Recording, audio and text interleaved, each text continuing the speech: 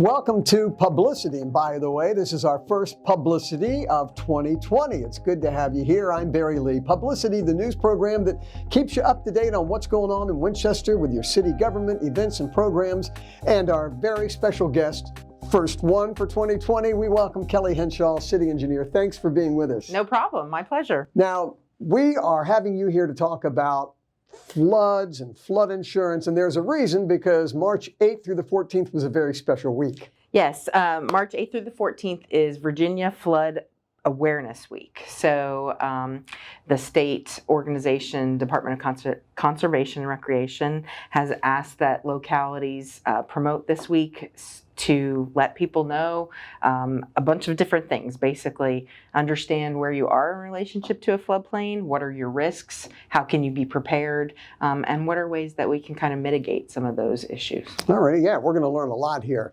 Now, a lot of people don't realize that it only takes 1 inch of water to do a lot of damage to what we've built up in our homes, and let's talk about, yeah, it doesn't take much water. No, it doesn't. So more and more recently, we experience these rainstorms where the water just comes very fast and very intense. And so you can get an inch of water, an inch of rain very quickly. And the damages, if your home floods and you get an inch of water in your basement or in your crawl space or in your house, hopefully not, upwards of $25,000 worth of damage, just because it gets into the floors, the wood, it can seep up the walls, and flood damage is not cheap to repair. No, it's not. Not to mention, the possible mold and moisture, getting rid of all that, the time that it takes to get rid of all that. Right.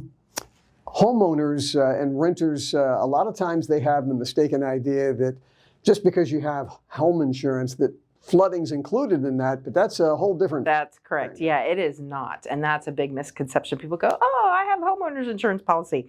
That's actually one of the main exclusions from a homeowners or renter insurance policy, because you can't really gauge the damage that a flood could cause. So it's based on where you're located and the risk that you're at, and that's how it's priced, and it needs to be purchased separately from your homeowner's insurance policy. Alrighty. A lot of us think that, to be in a floodplain means that you're situated along a big river or a humongous creek, and that's not always That's not the true case. either, no. In Winchester, we have 5 active streams, and there are floodplains along all of those, but we also have an area that is just a large drainage channel, and that is actually a map floodplain as well.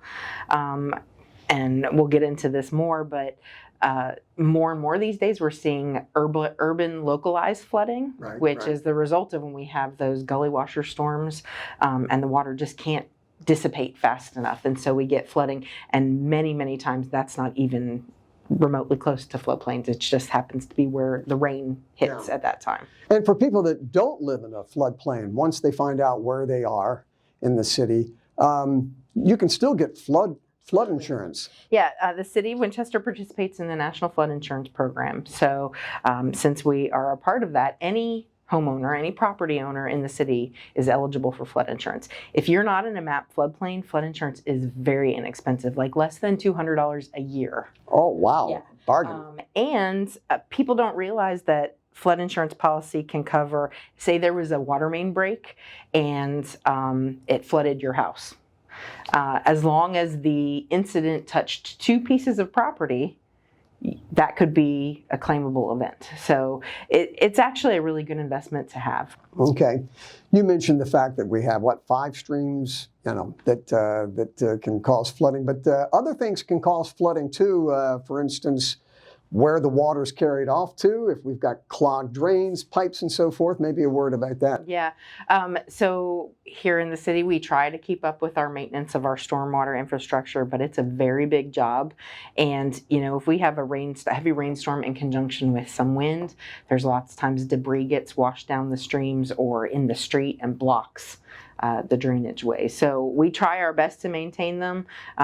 But in the event that something like that happens, the water just goes where it takes the path of least resistance. Exactly. And sometimes that's into a building or, where we don't want it to go. We just can't control it. So. And, a lot of us are under the misconception like, well, in the city, we only have to worry about floods, say like if a hurricane or tropical storm parks itself over us. But I've seen wintertime where, you get snow melt and then a heavy rain on top of that. And any kind of a situation can cause a lot of water. Just like our sanitary sewer system, the storm sewer system is gravity based.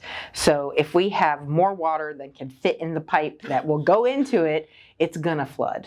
And so we just have to be really vigilant about cleaning up our infrastructure and maintaining our infrastructure.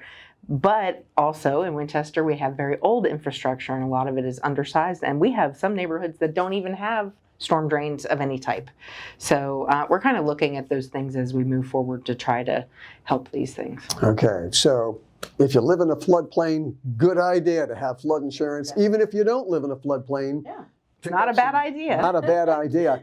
As far as finding out where we are within city limits and then what the floodplain is, where our neighborhood and our house are, how do we find that information? So you can call my office and speak to myself or one of our engineers and we can look it up for you.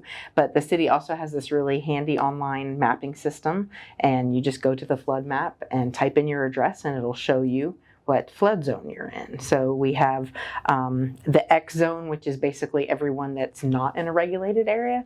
We have the AE zone. These are great names. Wow, that sounds cool. Yeah, AE, but that is the mapped flood plain. We call it the flood fringe. And then there is the AE zone with the floodway, and that is actually the path of moving water in the event of this 1% annual chance storm. That's the highest risk area. Fortunately for us, we don't have a ton of things in the floodway, but when Winchester was built, people came to town and they wanted to build right next to the water. So a good bit of our downtown is in the floodway because, Town Run was right there and it was an amenity at the time. Right. Well, we were at the Hanley Library and opened up the stage and there's water. Yeah. Anything else, anything I've left out, Kelly, about flood awareness here in Winchester? They can always call the engineering office for any questions. We don't specialize in flood insurance. Right. So if you have questions about flood insurance, we suggest reaching out to your insurance agent. Most flood insurance is federally backed by FEMA, and so the prices are pretty consistent depending on what agent you go to, unless you get someone else to underwrite it. But as far as what's your risk, what can I expect as far as flooding depth in the case of this storm, we can answer all that. Excellent. Kelly Henshaw, city engineer. Great to have you with us. Thanks for being our first guest of 2020. Hey, how do you like our new set here at our studio on East Piccadilly in the Timbrook Public Safety Building? We'll see you next time on publiCITY. Take care.